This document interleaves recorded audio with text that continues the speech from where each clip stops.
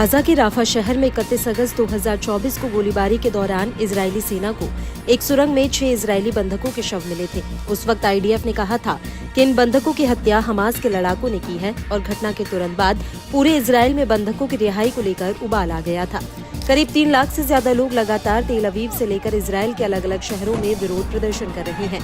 लोगों की मांग है कि नेतन्याहू हमास के साथ समझौता करके जल्द से जल्द बचे हुए बंधकों की रिहाई कराएं।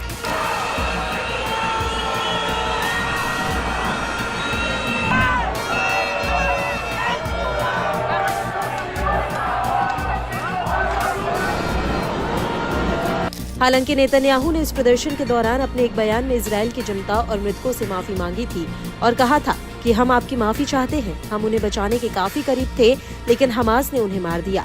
लेकिन अब नेतन्याहू और आईडीएफ के इस दावे पर बहुत बड़ा खुलासा हुआ है। दरअसल हमास की सैन्य शाखा अल कासिम ब्रिगेड के प्रवक्ता अबू उबैदा ने एक बयान जारी करके कहा है कि उन बंधकों की मौत इजरायली स्ट्राइक में हुई है, लेकिन इससे भी बड़ी बात उबैदा ने ये कही कि अगर इजरायल ने सैन्य दबाव से बंधकों को छुड़ाने की कोशिश की तो वो ताबूत में इजरायल लौटेंगे। अल कासिम ब्रिगेड्स का कहना है कि बंधकों की सुरक्षा में तैनात लड़ाकों को नए दिशा निर्देश जारी कर दिए गए हैं। अबू उबैदा ने आगे कहा कि नेतन्याहू ने समझौते पर पहुंचने के बजाय सैन्य दबाव के जरिए बंदियों को मुक्त करने पर जोर दिया है, जिसका मतलब है कि वो ताबूतों में अपने परिवार के पास वापस जाएंगे। उनके परिवारों को उन्हें मृत या जीवित प्राप्त करने के बीच चयन करना होगा। नेतन्याहू और सेना कैदियों की मौत के लिए पूरी तरह से जिम्मेदार है, क्योंकि उन्होंने जानबूझकर कैदियों की अदला बदली की डील में बाधा डाली है।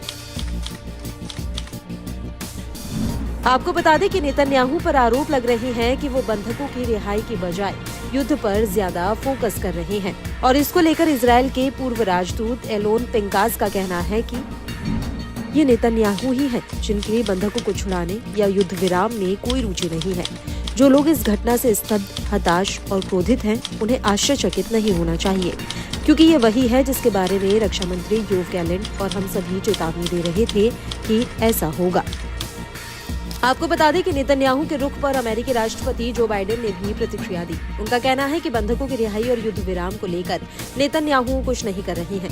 वहीं कतर और मिस्र की अगुवाई में हमास के साथ बातचीत भी कई बार बेनतीजा रही है। वहीं दूसरी तरफ अब इजरायल में नेतन्याहू पर जनता प्रदर्शन के जरिए दबाव बनाने की कोशिश कर रही है। हालांकि इसका असर होता हुआ नहीं दिख रहा है।